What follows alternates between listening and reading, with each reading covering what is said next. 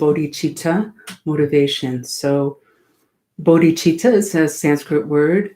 Bodhi means awakened or enlightened, and chitta means the mind and heart together. So in the West, we consider them separate, right?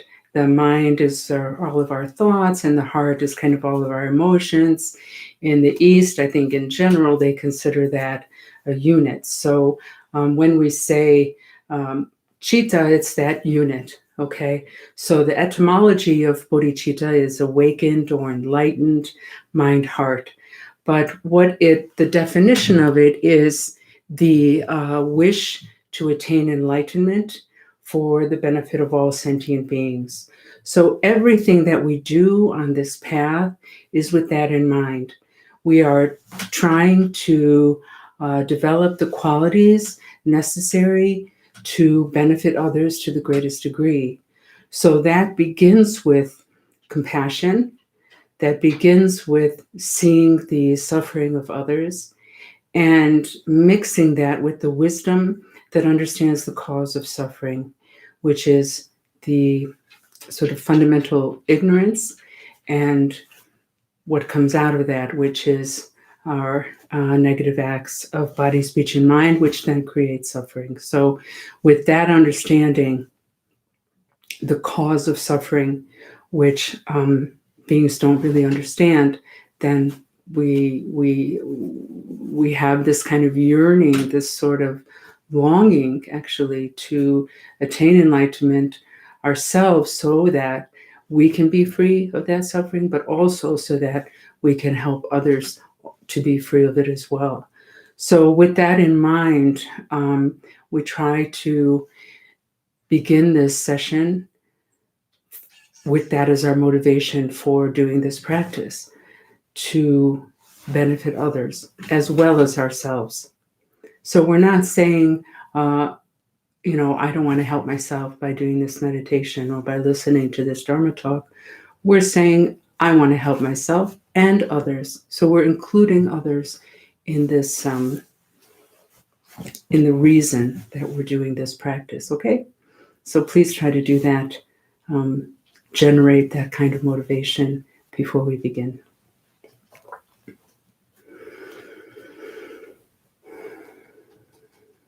So then the other thing I would like to do is just to take a moment to talk about our precious teachers.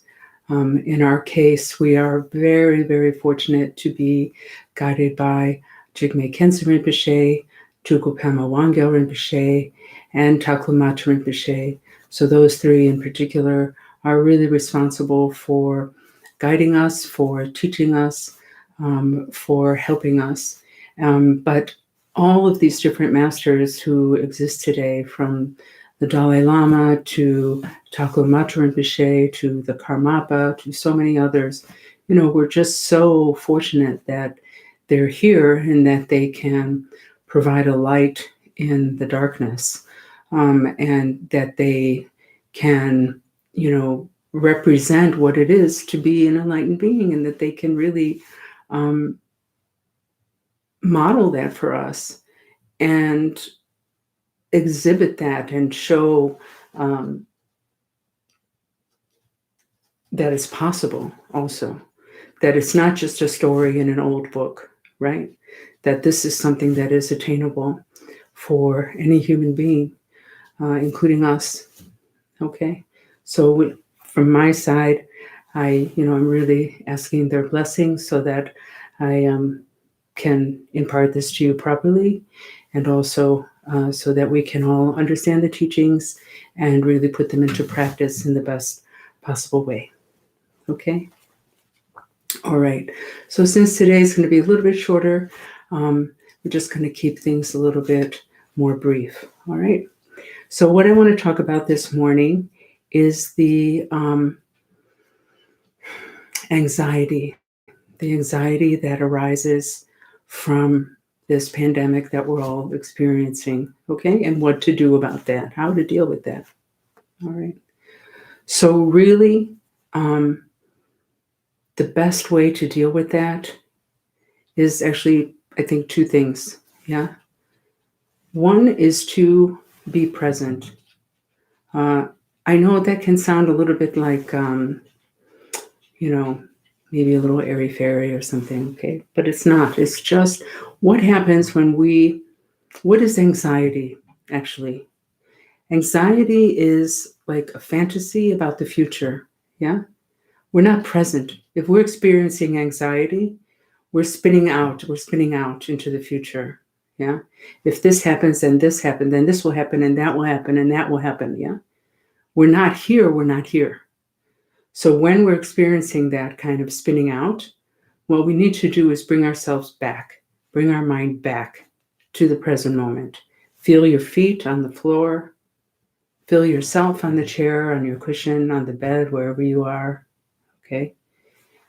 Bring attention to your breath.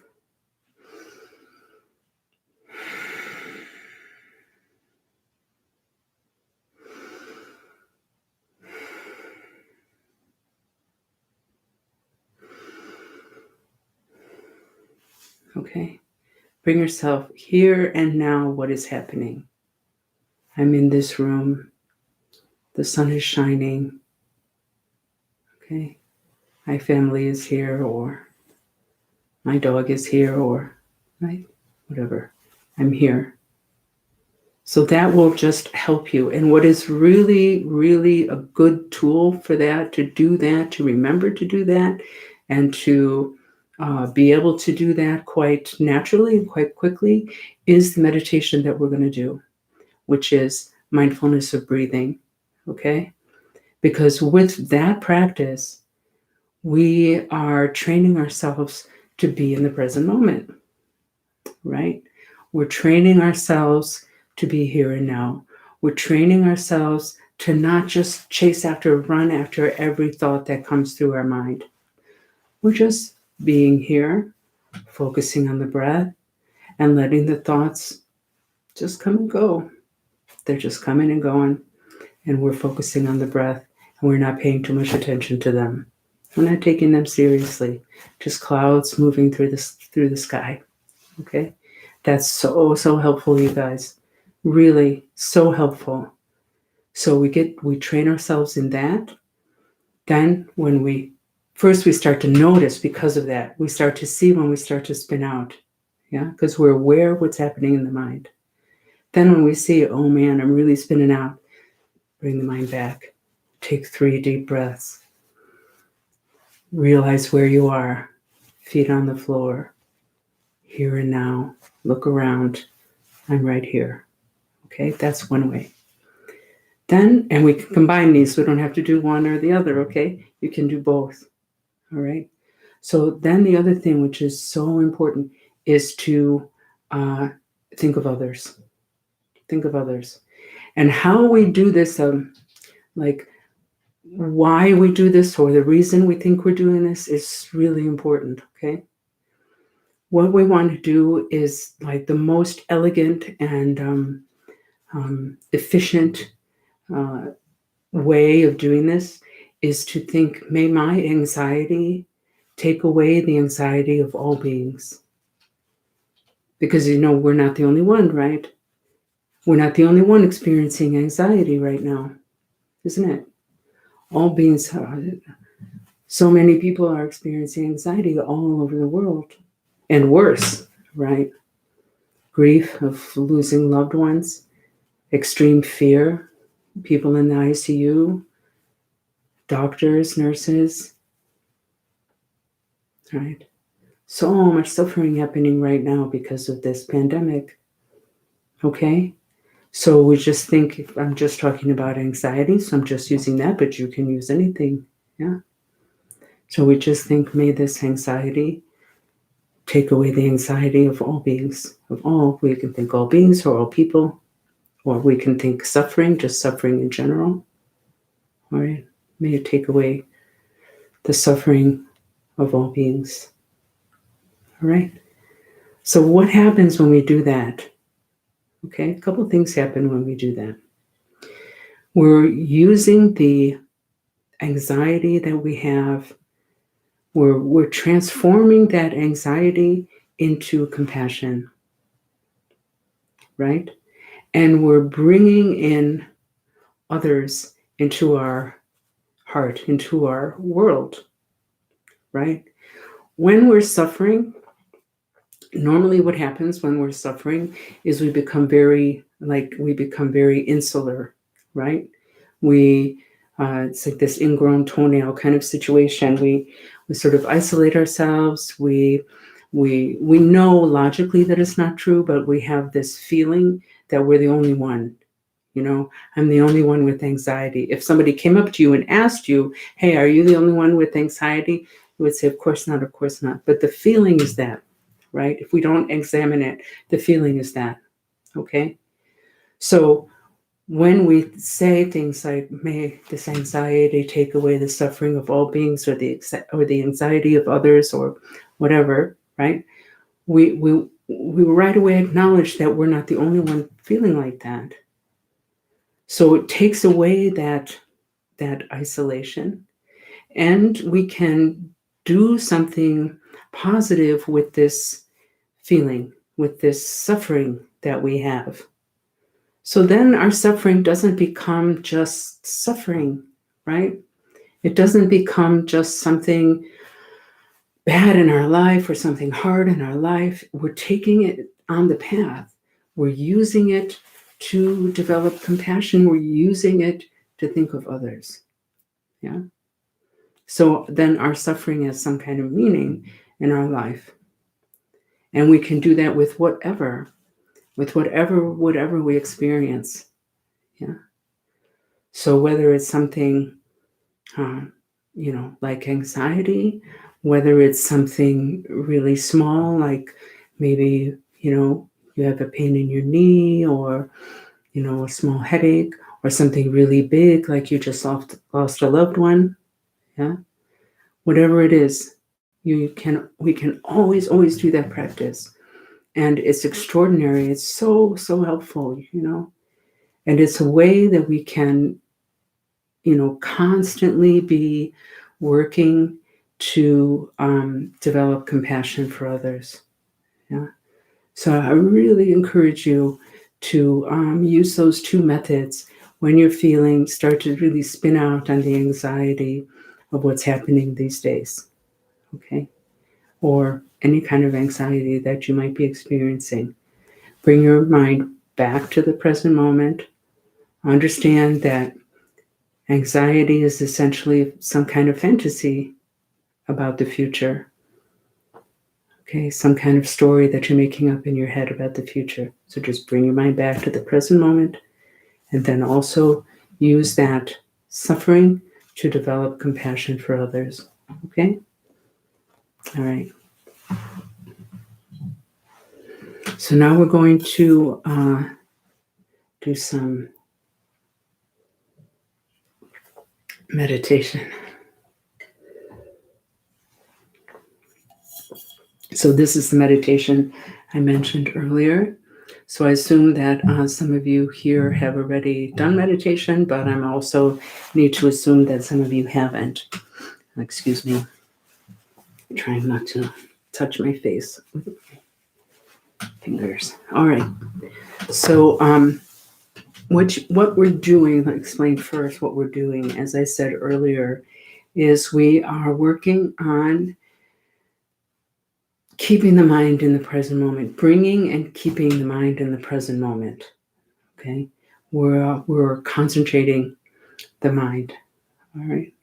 So normally we're not in the present moment at all. And we sort of have like one toe in the present moment, and everything else is somewhere else. All right.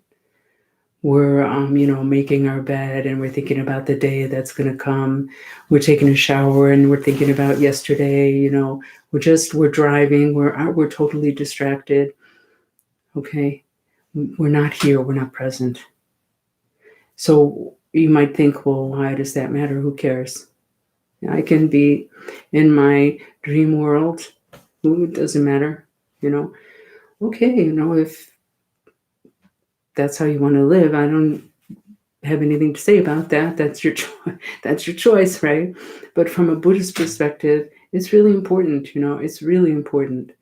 Any other kind of practice that we want to do, we have to be able to focus. Even from a worldly standpoint, you want to be able to focus, right? If you want to learn something, you have to be able to focus. You have to be able to concentrate. If you want to do, something skillful, you have to be able to focus. You've got to be able to concentrate. Okay. From a Buddhist perspective, if we want to wake up, if we want to attain enlightenment, we have to be able to concentrate. We have to be aware. What is the mind? What is happening in the mind? Okay. So we got to know what's going on there. So this meditation is really important. And even if you don't do any other kind of meditation, mindfulness breathing practice is super important and really, really helpful. Okay. And you don't have to be Buddhist to do it. All right. I mean, I know I'm sitting here with robes and all this stuff behind me, but really, you don't have to be Buddhist to do this practice. It's helpful whether you're Buddhist or not. Okay. So what we're doing in this practice is we're using the breath. We're focusing at the end of the nose. We're like focusing on the breath coming in and out of the nostrils. So like this area is where we're paying attention to the sensation. All right. And what we're doing with the mind is we're just letting the thoughts come and go. All right. So there's this kind of constant stream of thoughts in our mind. All right. The thought arises, it dwells, it disappears, it's replaced by another, it dwells, it disappears, on and on like that, constantly. All right. So what we're trying to do in this practice is to not engage in those thoughts. Okay. So we're not trying to stop them. It's like putting your hand in a river and trying to stop the river. It's not going to work. All right. A lot of times people make that mistake and they say, well, I can't meditate because all these thoughts keep coming. Yeah, that's good. We're not supposed to stop them. All right. So don't worry about that if you can't stop them. The aim is to not engage in them. Just notice them. Keep your focus on the breath. All right. So let's say that, you're keeping the posture that I'm going to explain in a second. And, a thought arises, I don't know. I can't think of anything. Let's say a thought arises. It's sunny, but it's cold. Okay. So you just want to let that go and come back to the breath. That's it. You're just not following that thought. Oh, I had that thought. And it'll be replaced by something else. Oh, I remember summer. That thought goes. Or I remember a bathing suit that I really liked when I was 6 years old. That thought goes. Okay? What we want to avoid is, say you're keeping the posture, thought arises, it's sunny, but it's cold. Then you just run. You just run after it, Oh, why is it so cold? It's late March. Can't believe it's so cold. Oh, global warming, I can't believe all this. And now we have this pandemic and Greta, what's her name? And she's such a good, and I wish I was that. And I remember blah, blah, blah. And you're just off and running. And the whole meditation time can go. And all we've done is follow. All right. Believe me, I've done it many times. Okay. So we're just trying to not do that. All right. But we are going to do that. We're going to do that because that's the habit that we currently have. And as soon as you realize, oh, I am totally distracted by this chain of thoughts. As soon as you realize that, just bring your mind back to the breath. You can just label it thinking, come back to the breath. Okay. Really simple. So simple, not necessarily easy, but it's simple. Okay. So now what I want you to do, if you're sitting in a chair, you just want your feet flat on the floor in front of you. All right. If you're sitting on the floor, make sure you have a good cushion so your hips should be higher than your knees. All right. And then just cross your legs in whatever way is comfortable for you. All right. Then your hand should be either palms down on your knees, or somehow we have to put this down like this. Okay, or palms up in your lap like that, just one on top of each other, relaxed, or with your fingers on top of each other and your thumbs touching like that. All right. So any one of those positions is fine. Palms down on your knees, one on top of each other in your lap, or your fingers on top and your thumbs touching like that, okay? So, excuse me. All right. Then your arms should be relaxed. So you're not squeezing them in, you're not holding them out, just relaxed. Main thing, no matter how you're sitting, is that your back is straight. That's the main thing. Your spine should be straight, but not like you're in the army, okay? Just straight. What helps sometimes is just to roll your shoulders back like that, so it sort of opens your chest so you can breathe a little bit better. All right. So the back of your neck is also straight, so your chin's going to be tucked in just a little bit. Your mouth is closed but relaxed, so you're not, all right, just closed but relaxed. Tongue resting on the roof of the mouth, breathing through the nose. If you have a bad cold, you can't breathe through the nose, just breathe through the mouth. Okay. In our tradition, we meditate with the eyes open, but if you're used to meditating with them closed, that's fine. Okay. But we try to meditate with them open. So just look straight ahead and drop your eyes about halfway. So that should be a relaxed, lowered gaze. That's what we're looking for. All right. So that's the posture. So we're holding this posture because it helps the mind in meditation. Now bring your awareness to the sensation of the breath coming in and out of the nose.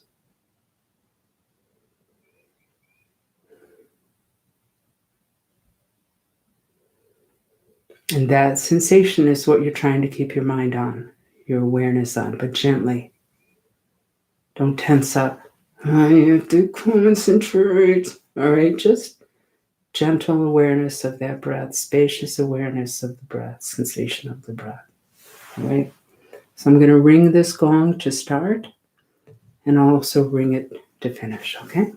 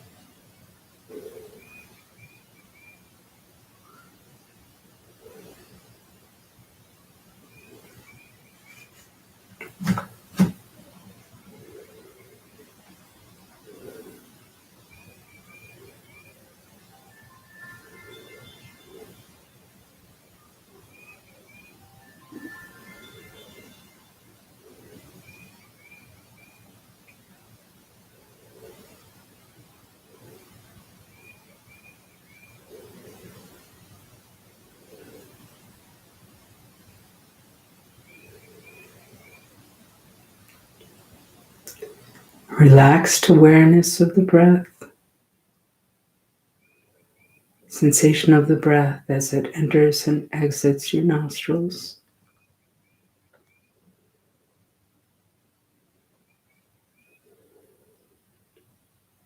Your body should be as relaxed as possible while maintaining the posture.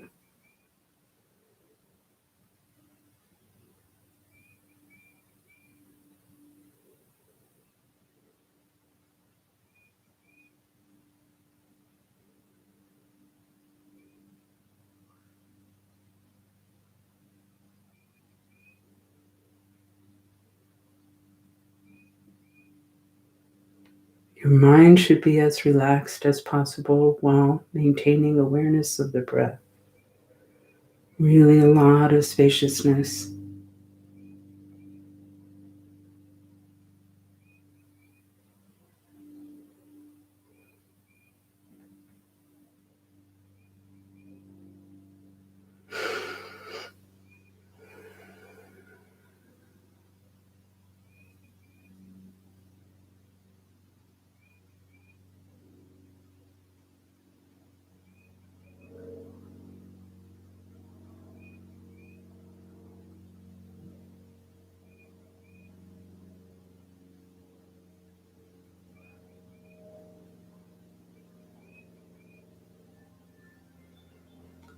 You're aware of the sounds around you and of your breath.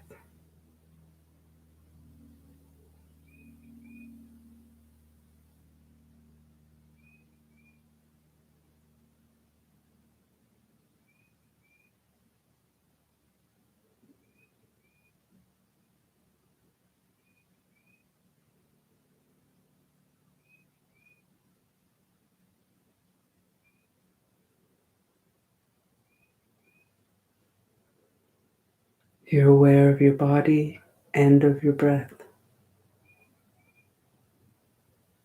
You're including everything in your experience, but you're mostly focusing on the breath.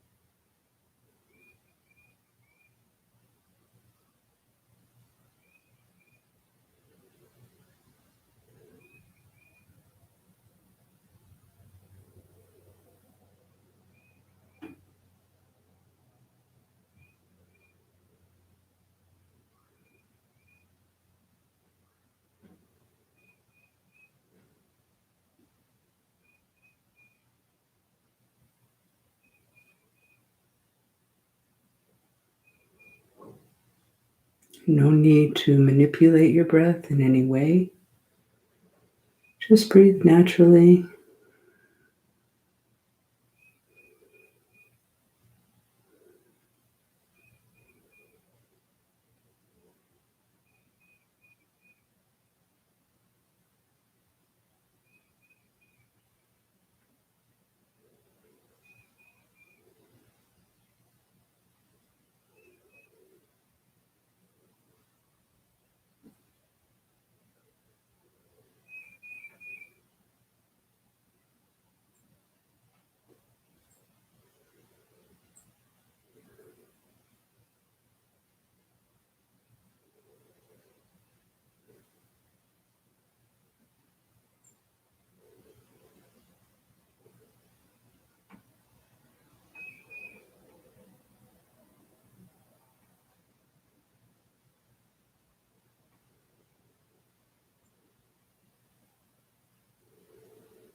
Thoughts arise, dwell, and disappear, one after the other.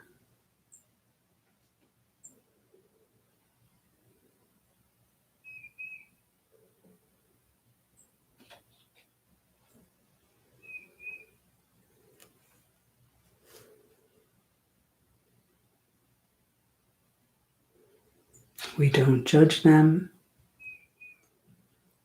We don't run after them. We just let them pass through the sky-like nature of mind.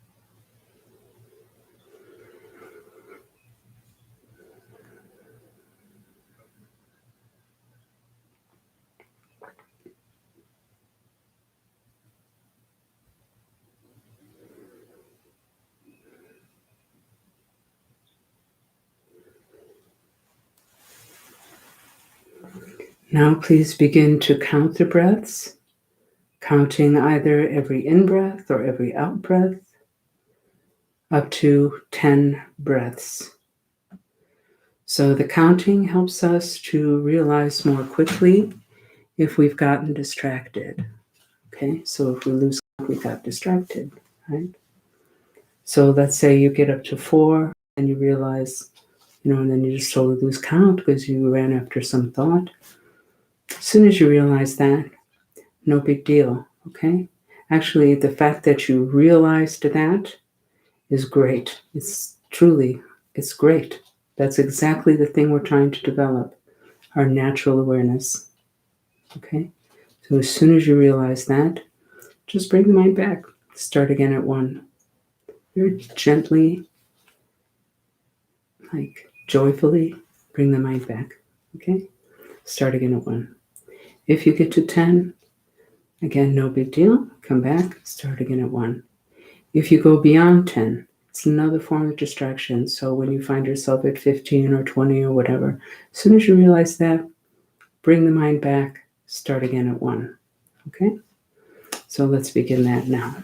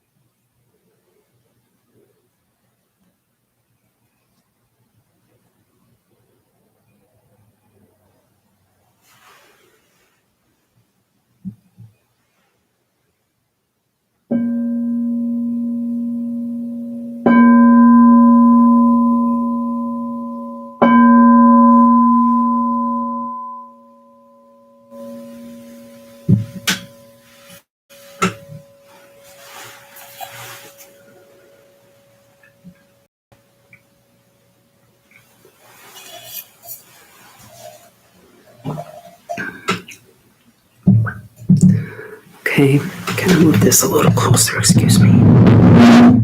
All right. So now we're going to do a practice called Tonglen, which is a Tibetan word for giving and receiving. In English, it's called the practice of exchange. Okay. So this practice is specifically for developing our compassion. So Buddhism starts from the premise that we already have within us all the qualities of enlightenment.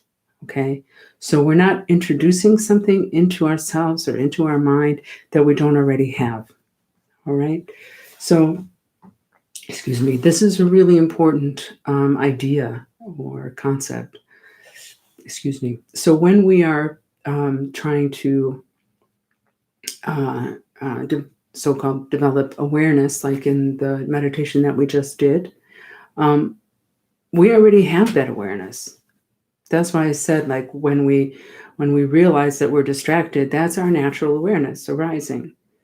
It's awareness is not something bizarre, it's not something exotic that flew over the ocean from India. Okay, awareness is something we have. Compassion is something we have. Patience is something we have. Concentration is something we have. These practices, this whole path really is about uncovering these things, discovering these things, removing the veils to understanding what we have actually. Okay, so it's the same with compassion. We have it. All right. We just kind of, it's sort of blocked from our, we're kind of blocked from expressing it fully. Let's put it that way, from expressing it fully. Okay.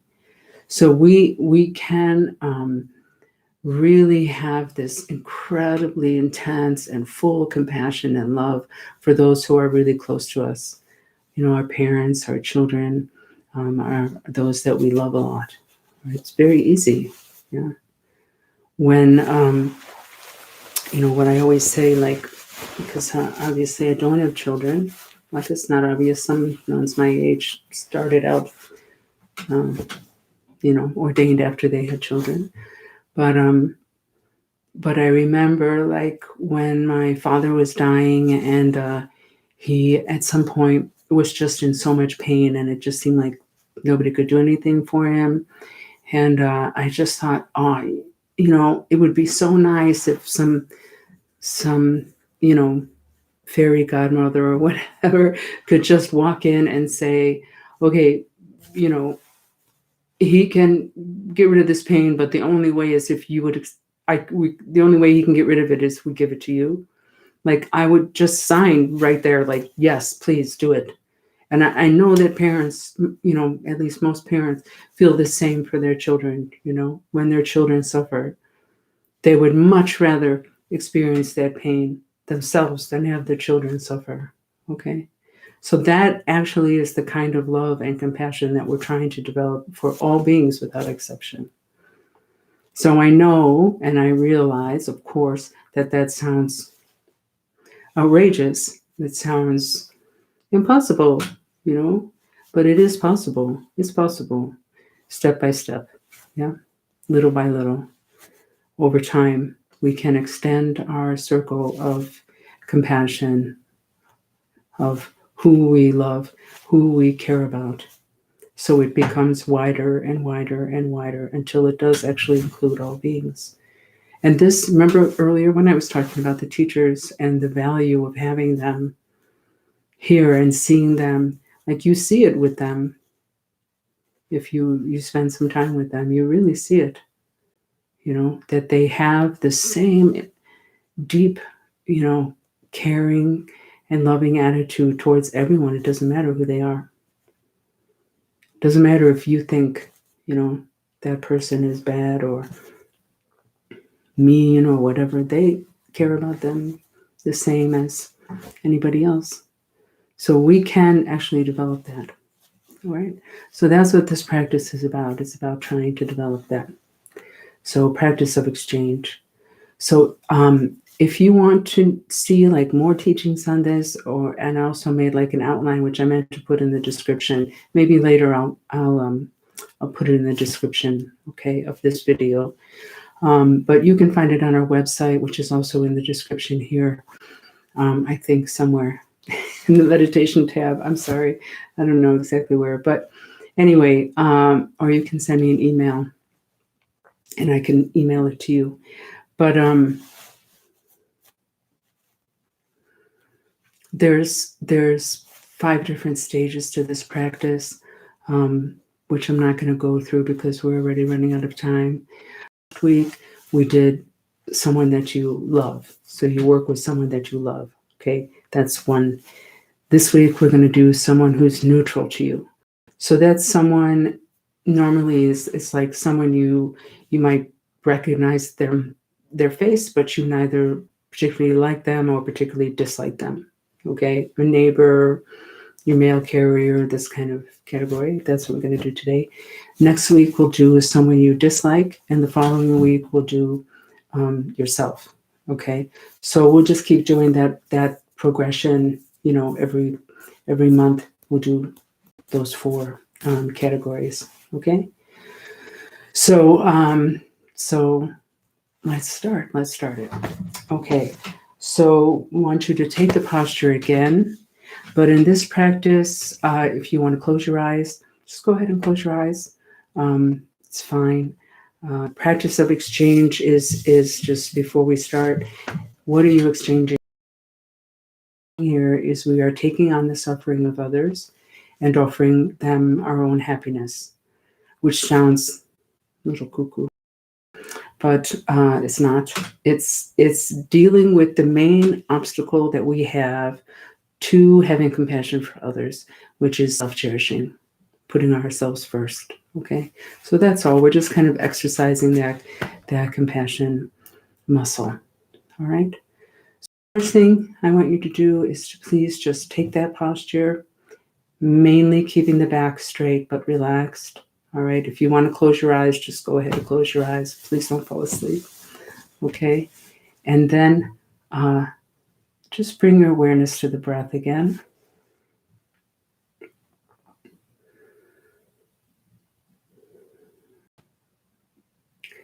Then I'm going to ring the gong or the bowl or whatever. Just listen to the sound as long as you can hear it and let your mind rest. Okay? Just let your mind rest in the natural state. So it's different than trying to concentrate like what we were doing before. Just let your mind just settle without stirring it up. Okay? Just let it settle. All right? So ring the gong. Listen to the sound as long as you can hear it. Let your mind rest.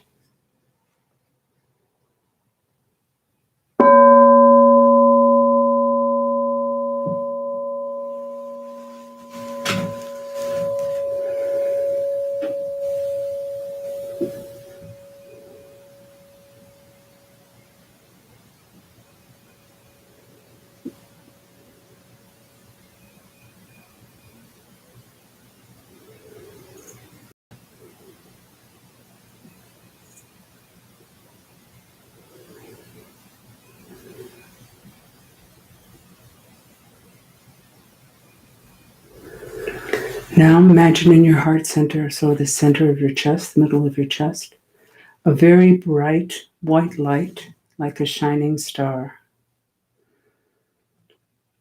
Really bright. So you're just filling up your whole room, house, apartment, building, city with this white light.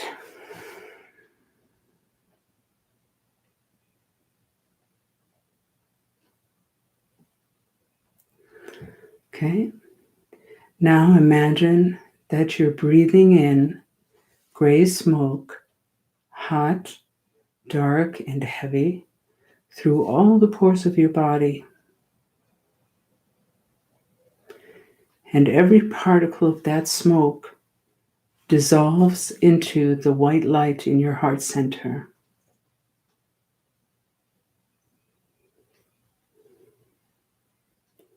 Until there's not a single particle left.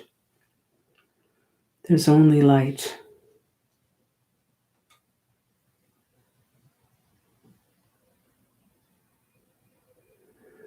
Now imagine that you're breathing out white light, cool, clear, very bright, through all the pores of your body. Every pore of your body emanating a ray of white light in every direction.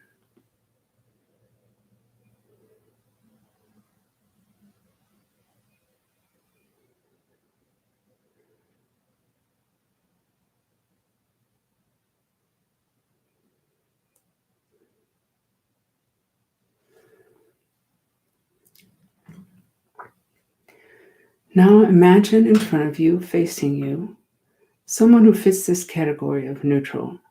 So as I said, it can be someone you know, but you don't have a particular relationship with, like a work colleague, or neighbor or something like that. Or it can be someone that you just saw a video of, or some kind of, just someone you don't hate them, you don't love them. Okay? Just neutral.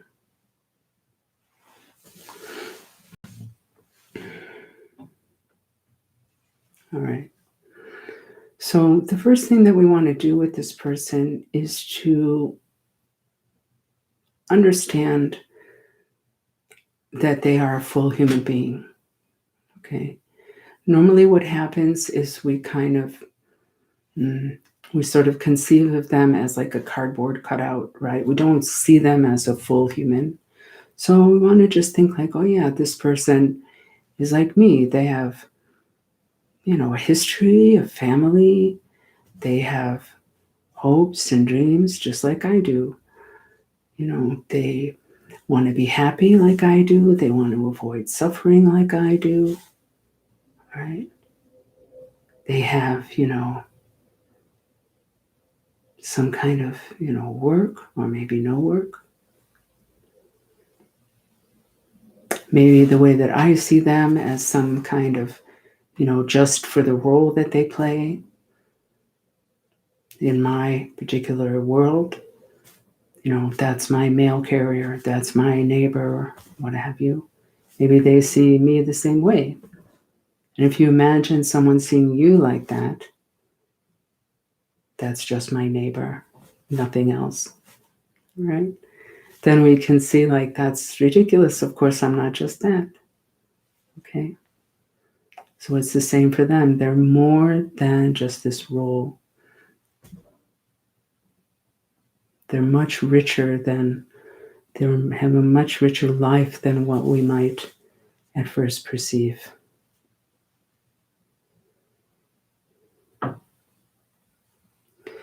And then we want to think about however they might be suffering. So because we don't know them, we don't know particularly what kind of suffering they might be going through, right?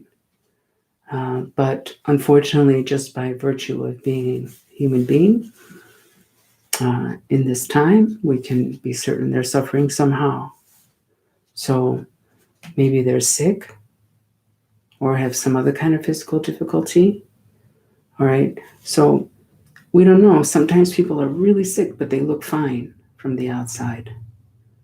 All right. And when you think of those things, don't just keep it in your head. Try to really feel, what does it feel like to be sick? Or maybe they're going through a divorce. Or maybe they're grieving. Yeah. Or maybe they're suffering mentally. Maybe they have an addiction or depression, or, maybe they're lonely. Maybe they're having trouble with their family or at work. Maybe they're worried about the future. Anything, right? You can just think in general, whatever way they're suffering, okay? So then we imagine that all their suffering, whatever it is, takes the form of gray smoke, hot, dark, and heavy, and it leaves them and it comes to you. And you breathe that in through all the pores of your body. And all of that smoke goes to that white light in your heart center. And you breathe that in through all the pores of your body. It dissolves into that white light until there's not a single particle of smoke left. There's only light. And then you offer this person your own happiness. Consider that you're giving it away. And your own good fortune, along with anything at all that they might need to feel better. And adding to that the wish that they attain full and complete enlightenment in this very life. And all of that takes the form of white light, cool in temperature, clean, clear, very bright, light in weight. And you breathe that out through all the pores of your body, and the light touches them.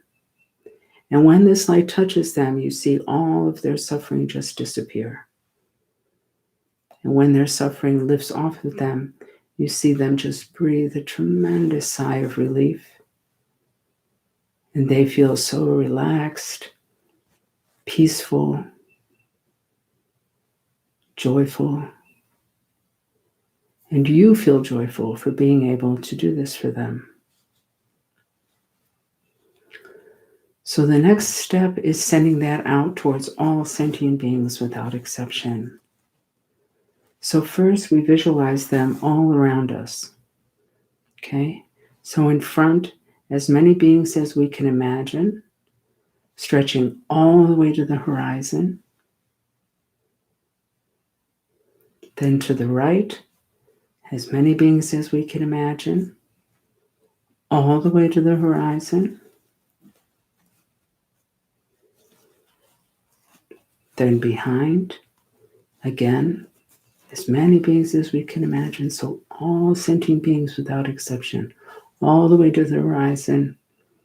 And then the same thing to the left. As many beings as we can imagine, all the way to the horizon. Okay.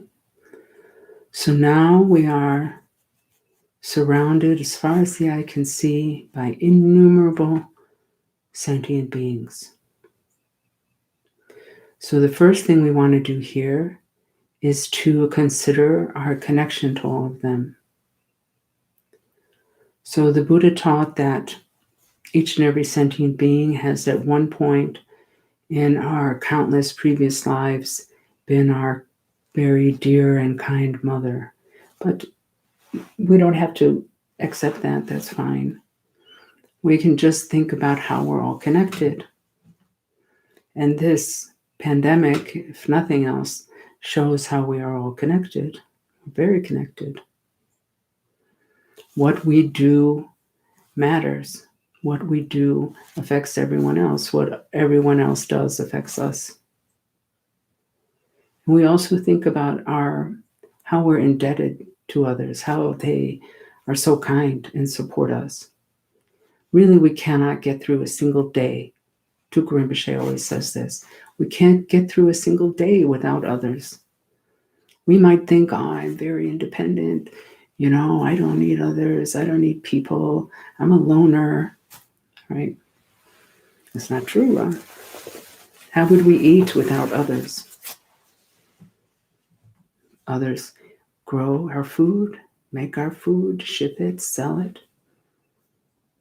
How about our clothing? Same. We rely on others for our food and clothing, for our water and electricity, for our housing and transport. And think about how we rely on others, very clear now, for our health, to help us when we're sick, to run the hospitals and clinics. Yeah, so just that alone, we can feel this incredible connection to all of these beings. Yeah. And just like we did with the neutral person, we think how similar we are. We want to be happy. We all want to be happy. We all want to avoid suffering, and we all suffer nonetheless. Okay? So with that in mind, you consider the suffering of all these beings all around you. Generate a great deal of compassion for their suffering. And then consider that all of that takes the form of gray smoke, hot, dark, and heavy. And without any hesitation, you breathe that in through all the pores of your body, and each and every particle of that smoke dissolves into the white light in your heart center until there's not a single particle of smoke left. There's only light.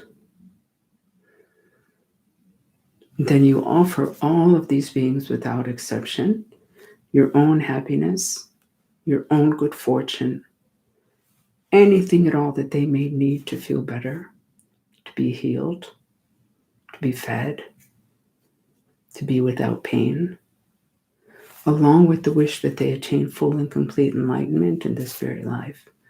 All of that takes the form of very bright, white light, cool, clean, clear light and weight, and you breathe that out. So every single pore of your body emanates a ray of white light going in every direction as far as the eye can see.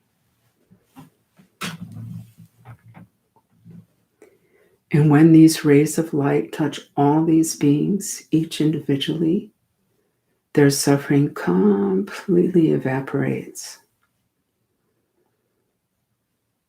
dissolving into the sky like fog in the morning sun.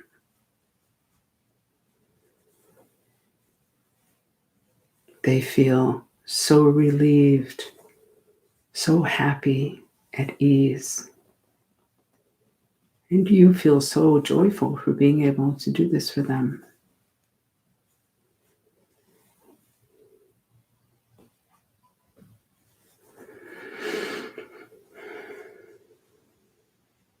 Now you let go of the visualization altogether. Gently bring the mind back to the breath, allowing that sensation of the breath to bring and keep the mind in the present moment, here and now.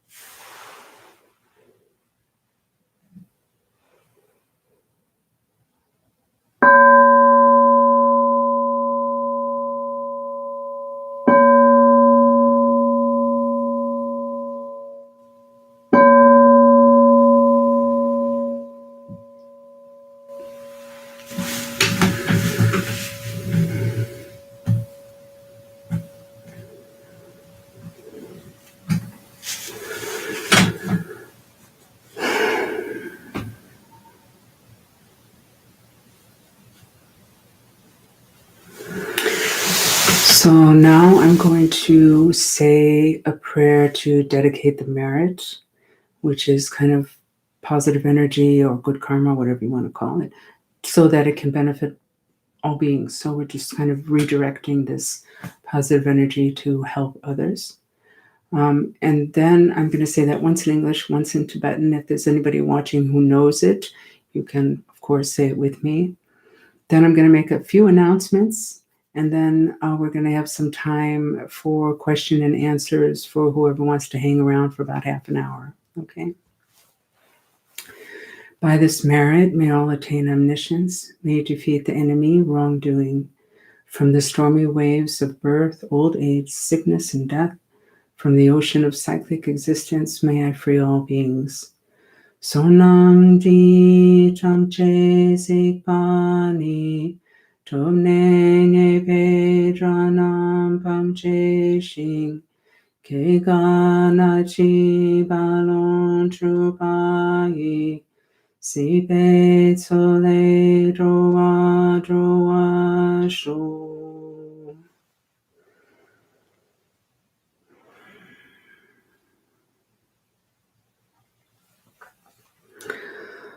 Okay, so a couple announcements. So if you look in the description, I have our website, how you can sign up for the newsletter, which will keep you up to date on everything, and how you can become a member so we can keep this kind of thing going, which would really, really be helpful to us.